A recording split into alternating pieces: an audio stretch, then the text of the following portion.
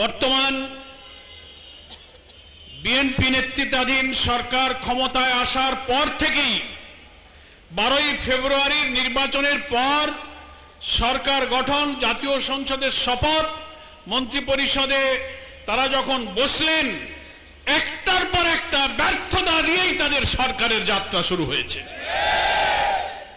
প্রথমেই তারা ব্যর্থ হয়েছেন, জাতির সাথে ওয়াদা ভঙ্গ করেছেন, গণভোটের গণরায় বাস্তবায়ন না করে জুলাই সনদের সাথে তারা বিশ্বাসঘাতকতা করেছেন। নিজেরাই গণভোটে হা ভোট দিতে বলেছেন, ওনারা বলেন আমরা হাতে ভোট দিয়েছি, আবার সেই গণভোটকে অস্বীকার করে জনগণের সাথে তারা দ্বিচারিতা করে ওয়াদা ভঙ্গ করেছেন, ব্যর্থ হয়েছেন। আইন শৃঙ্খলা, ধর্ষণ, চাঁদাবাজি, হত্যা, খুন খারাপি, লুটপাট, এমপি হয়ে উপজেলার ডিসি অফিস, গ্রামে গঞ্জে সিন্ডিকেট তৈরি করে লুটপাটের বাজার তারা এখন বসানো শুরু করেছে। বিরোধী দলের সংসদ সদস্যদের ন্যায্য হিস্সা সরকারি দলের লোকদের যা দেওয়া হয়, ইউনো ডিসিরা পক্ষপাতিত্ব করে বিরোধী দলের সাথে তারা বৈষম্যপূর্ণ আচরণ শুরু করে। প্রত্যেকটি জায়গায় ওয়াদা খেলাফ, বৈষম্যহীন বাংলাদেশ, মানবিক বাংলাদেশ, দুর্নীতি, দলীয়করণের বিরুদ্ধে নতুন বাংলাদেশ, যত কথা ওনারা বলেছেন সবটা থেকে মুখ ফিরিয়ে তারা ব্যর্থতায় তারা চরমভাবে পর্যবসিত হয়েছেন। আজকে আমরা কেন বিক্ষোভ করছি?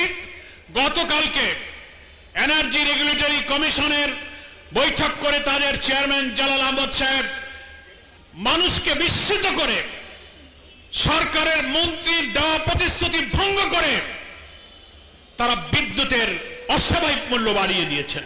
আপনি সাংবাদিকদের কাছে বলেছিলেন আগামী 2 বছরের মধ্যে সরকার বিদ্যুতের কোনো দাম বাড়াবে না। আপনি একটা সিলিন্ডার গ্যাসের দাম 6 থেকে 700 টাকা বাড়িয়েছেন। দিন যেতে না যেতেই আবার বিদ্যুতের দাম আপনি প্রায় 20% বৃদ্ধি করেছেন গ্রাহক পর্যায়ে। প্রান্তিক গরিব মানুষের বিদ্যুৎ বাড়িয়ে সেই টাকা তারা আবার পকেটস্থ করতে চায়। জামাত ইসলামী তার তীব্র নিন্দা জানাচ্ছে। এর আগেও বিদ্যুতের মূল্য বৃদ্ধির আগে রেওয়াজ আছে লম্বা সময় ধরে জনগণের কথা শোনেন, যুক্তি শোনেন। মাত্র 4 দিনের গণশুনানি হয়েছে। সেই গণশুনানি শেষ করে 4 দিনের মধ্যেই আপনি গতকালকে বিদ্যুৎ মূল্য বৃদ্ধির ঘোষণা দিয়ে দিলেন। রেগুলেটরি কমিশনের যে টেকনিক্যাল কমিটি ছিল, কারিগরি কমিটি, তারা যে প্রস্তাব করেছিল, রেগুলেটরি কমিশন তার চেয়ে বেশি পরিমাণ দাম বাড়িয়ে দিয়ে জনগণের উপরে এই ভোগান্তি চাপিয়ে দিচ্ছেন। ফলে আমাদের ব্যবসা বাণিজ্য, গার্মেন্ট শিল্প, পরিবহন শিল্প, কৃষি, সেচ, সামনে বড় ধান, অন্যান্য কৃষির মৌসুমগুলোতে বিদ্যুৎ না হলে সেচ চলে না, বিদ্যুৎ না হলে গার্মেন্ট চলে না, কারখানা চলে না। গোটা জাতিকে একটা সংকটের মধ্যে আপনি ঠেলে দিচ্ছেন। রামিসার মতো শিশুর নিষ্পাপ খুন নিষ্ঠুর ভাবে হলো, চাঁদাবাজি হচ্ছে, লুটপাট হচ্ছে। বিএনপির নেতারা সফর করার আগে 15 বছরের মেয়ে জোগাড় করে রাখতে বলে।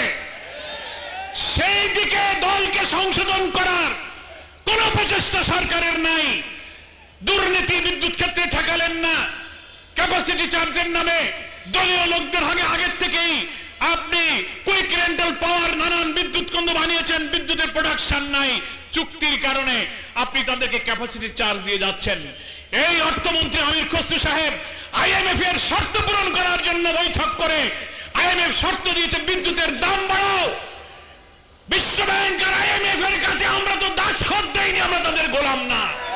তাদের কথায় আপনি বিদ্যুতের মূল্য বৃদ্ধি করে জনগণের দুঃখ কষ্ট দুর্ভোগ আপনি আবার বাড়িয়ে দিয়েছেন। সেজন্য আমরা পরিষ্কার বলতে চাই, আজকের এই মিছিল পূর্ব সমাবেশে অবিলম্বে এই বর্ধিত মূল্য প্রত্যাহার করতে হবে।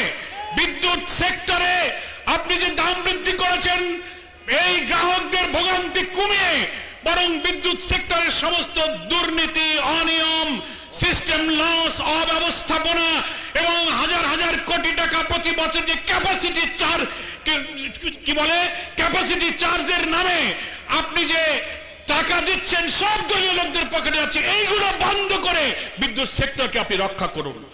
সারা দুনিয়াতে বিদ্যুৎ সেক্টরকে রক্ষা করার জন্য নবায়নযোগ্য জ্বালানি, রিনিউয়েবল এনার্জি যেটাকে বলা হয়, সারা বিশ্বের দেশগুলো সেই দেশে নবায়নযোগ্য জ্বালানি তৈরি করার, সৃষ্টি করার এবং বিপণনের জন্য, উৎপাদনের জন্য পদক্ষেপ নিচ্ছে। বাংলাদেশে সেই দিকে একটি পদক্ষেপ না নিয়ে আপনারা সাধারণ গরিবের উপরে, আপনি বলার উপরে খাড়ার ঘা দিচ্ছেন। 2 বছর মধ্যে আপনি দাম বাড়াবেন না কথা দিলেন, 3 মাসের মধ্যেই দাম বাড়ালেন। সামনের 5 বছরে জনগণের রক্ত চুষে আপনারা হয়তো খেয়ে ফেলবেন, সে ব্যাপারে জনগণ কিন্তু আতঙ্কিত। অবিলম্বে সিদ্ধান্ত থেকে ফিরে আসুন। আসল কাজ করতে পারেন না, ব্যাংকের গ্রাহকরা যদি ব্যাংক রক্ষার জন্য আন্দোলন করে সেখানে আপনি গুলি চালাতে পারেন, দুর্নীতিবাজ ঋণ খেলাপিকে আপনি চেয়ারম্যান নিয়োগ দিতে পারেন, জনগণের দুর্ভোগ কমানোর কোনো পদক্ষেপ নিতে পারেন না। আজকের এই বিক্ষোভ মিছিল পূর্ব সমাবেশ থেকে এই সমস্ত গণবিরোধী পদক্ষেপ বন্ধ করার জন্য আবেদন জানাই। 7 তারিখে সংসদ অধিবেশন বসবে, বাজেট পাস হবে। উচিত ছিল বিদ্যুতের মূল্য বৃদ্ধির কি প্রয়োজন, আইএমএফ এর সাথে চুক্তি করে আপনি কি শর্ত দিয়েছেন, অর্থমন্ত্রী পার্লামেন্টে জনগণের প্রতিনিধিদের সামনে এগুলো নিয়ে আলোচনা করা। আপনি পার্লামেন্টে না তুলে সংসদের আগেই আপনি গতকালকে বিদ্যুতের মূল্য বৃদ্ধির সিদ্ধান্ত দিলেন। জুলাই সনদকে মানেন না, গণভোটকে মানেন না।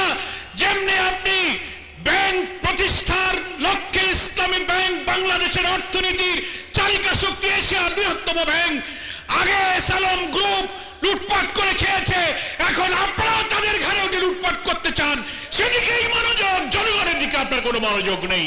বিলম্বে বিদ্যুতের বর্ধিত মূল্য প্রত্যাহার করুন, জনগণের জীবনে স্বস্তি দেন। তা না হলে কি পরিণতি হয়, বাংলাদেশের মানুষের কাছে জুলুম, অত্যাচারী দলীয় করের পরিণতির ওয়াজ নসিহত আর করা লাগবে না, পেছনে তাকালেই সে শিক্ষা আপনারা দেখতে পাবেন।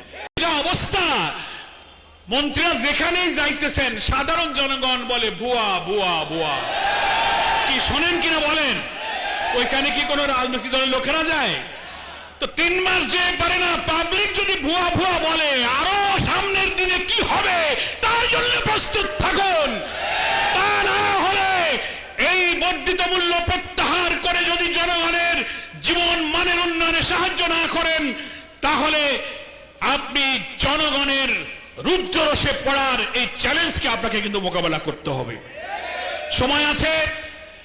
আপনি স্বাভাবিকভাবেই দেশ পরিচালনার জন্য যদি প্রচেষ্টা চালান, আমাদের প্রিয় নেতা জাতীয় সংসদ, আমাদের বিরোধী দলীয় নেতা ওয়াদা করেছেন সরকারের সকল ভালো কাজে আমরা সাহায্য করব, গঠনমূলক দায়িত্বশীল বিরোধী দলের ভূমিকা পালন করব, কিন্তু জনস্বার্থ বিরুদ্ধ অন্যায় কাজ, অনাচার, পাপাচার এবং স্বার্থ বিরোধী অন্যায় কাজের তীব্র প্রতিবাদ আমরা করব।